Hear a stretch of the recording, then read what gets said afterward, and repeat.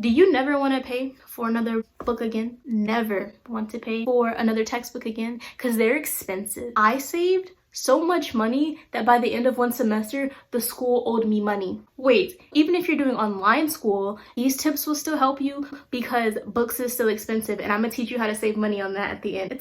Girl, I'm gonna have your bank account look at that. Hey y'all, it's me, Jewel. If it's your first time here, thank you so much for coming to hang out with me. And if it's not your first time here, thank you so much for coming back. It's good to see you again. And regardless, make sure that you like this video and that you subscribe to my channel. I'll even wait for you to do so because I was raised with manners.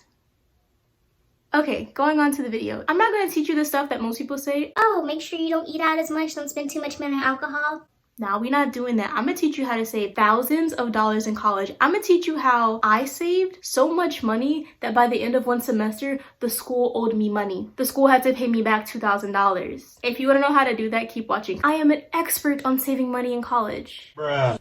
Okay, well, maybe not like an expert, but they say in order to teach people stuff, you just need to know 10% more than them. And since I finished college with some savings and like money in my pocket, I think I know 10% more than some people. So here we are. I am your teacher today. Welcome to class. Class is in session. How do I save money in college? Okay. Tip number one that I have for you is that if you are going to school in person, first of all, I'm so sorry. Second of all, you need to get the lowest meal plan possible. Oh, and you probably like, Jewel, no, I need to eat. Okay, Jewel, I be eating. Girl, I be eating too. Like, trust me. But the lowest meal plan that my school offered was 10 meals a week, and it worked out just fine. I just had to make a couple of tweaks and adjustments. And you're probably also thinking, does it even like make that much of a difference if I go like 10 meals a week, 14 meals a week, unlimited meals a week? Yes.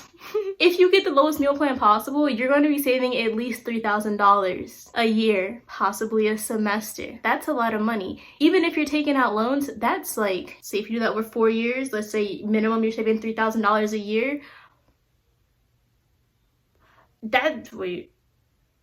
That's 15,000, wait. That's $12,000 over 4 years that you could be saving. That's money you don't have to pay back, and that's money that does not have interest on it. How do you do that? How do you live off of a limited amount of meals per week? What you're gonna do is this. This is what I did. I'm gonna put you on some game, okay? So since I had 10 meal plans a week, that's about like 1 to 2-ish meals a day, right? 1 to 2 meals a day. I don't like breakfast, especially in college. I hated breakfast. I did not want to eat breakfast 9 times out of 10. If it was before 10 o'clock, I'm not eating anything. So what I would do is for breakfast is I had a big container of oatmeal in my room and a big jar of peanut butter, and around 10-11 o'clock, that's what I would be eating. So now you have 1 meal at the day, and you still got 2 meals in the day left, or 1 meal. Number 2, this is also going to be a slight inconvenience, but you know, if you're willing to take some inconveniences to save some money, then this is a non-factor. You can do it, okay? So first of all, you're already like, You already told me I don't need to be eating 3 meals a day. I don't like that. that's okay, I don't care.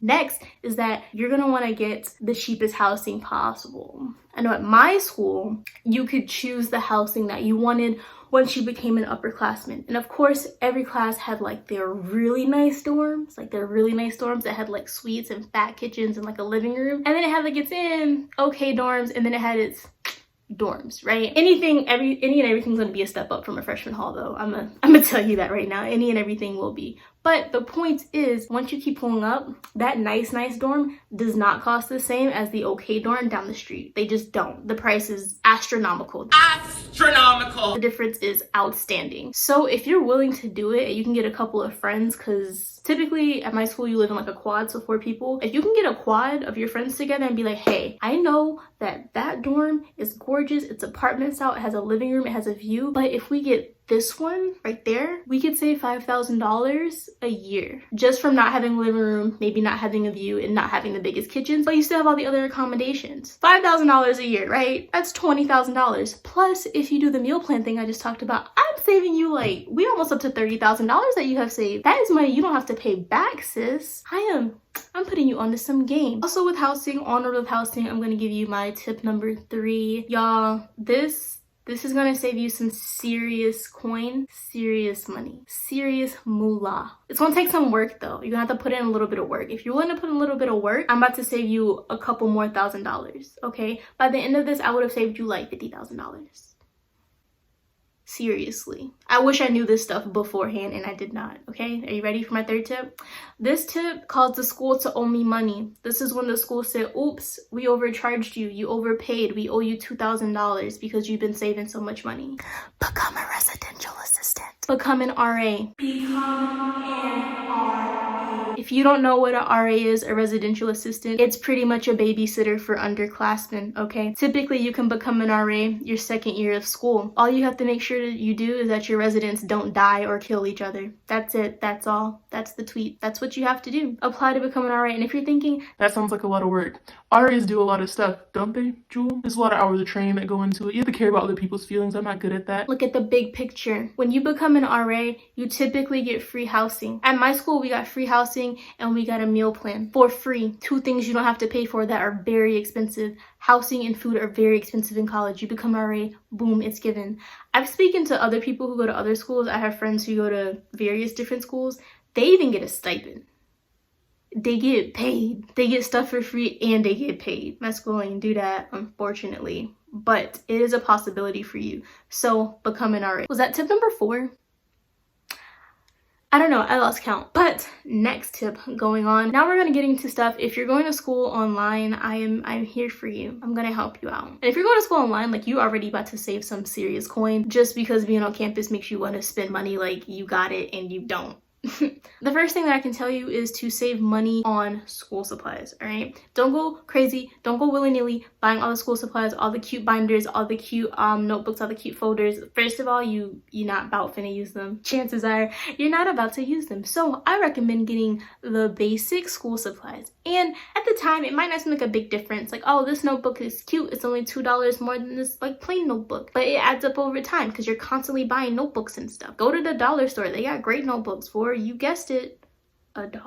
If you need a laptop or electronics and things like that, I know that can get very expensive and you don't need high-tech gear. I know my freshman year, I thought like having a MacBook was gonna make me that witch. Make me that bitch, you know what? She had a MacBook. That's cute. Nobody cares. Nobody cares type of laptop, phone, iPad. They don't care about that. As long as it's in your budget and it works for you and it turns on and you can write a paper on it, that's it, sis. That's all you need. So if you don't want to and you don't have the means to, don't feel obligated to buy super expensive electronics and gear. And back to school sales are a thing, so make sure that you check those out, okay? Finally, my last tip. The tip I wish someone told me sooner. The tip I found out about my last semester of my senior year. The tip that caused me to save a smooth $500 that semester. Do you never want to pay for another book again? Do you never want to pay? Never want to pay for another textbook again because they're expensive. But I've had textbooks that cost up to $300 for one class and I'm taking like 5 classes a semester. And then I found out this tip and I haven't paid for a book since, okay? There is this website called, I think it's libgen.io. I'll put it right here, okay? This website has PDF versions of so many textbooks, like a lot of textbooks. You can get the PDF version for it for free. For free. Did you hear me? I said for free, for $0 is what I just said. I want to make sure you heard me.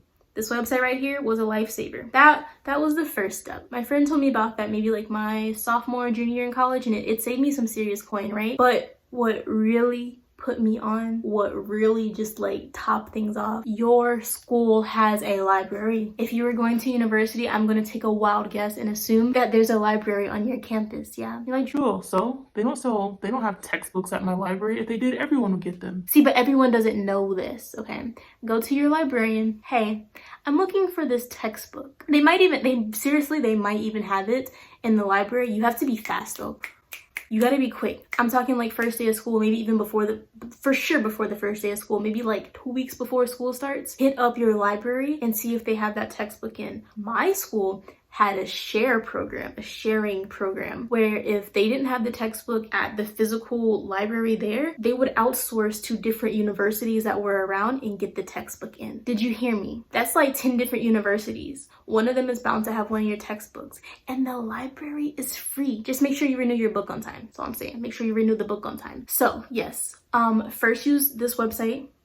Put it right here again. Use that website. Second, check your library. 3rd, see if they have a sharing program, because if I would have known that my freshman year, I think one semester I spent like $700 in books because I knew none of this. This was with renting books if I could. This was with going on Amazon. I still spent almost $700 on books. I didn't know any of these tips because no one was looking out for me. But I'm looking out for you now. I'm teaching you so you can be better than me. I just want you to be better than me because I've learned, I've made my mistakes, and I want you to be great. If you're still with me, thank you so much for watching this video. I hope this helps you save some money in college. If you have any other tips to help some people save money in college, put them down below. That'd be really helpful. We're building a community where we help each other. I want to help you. You want to help others. It's going to be great. Just like share the love and share the wealth and share the knowledge, okay? I will see you guys next video. Have a beautiful day, a beautiful week, and a beautiful life. Bye.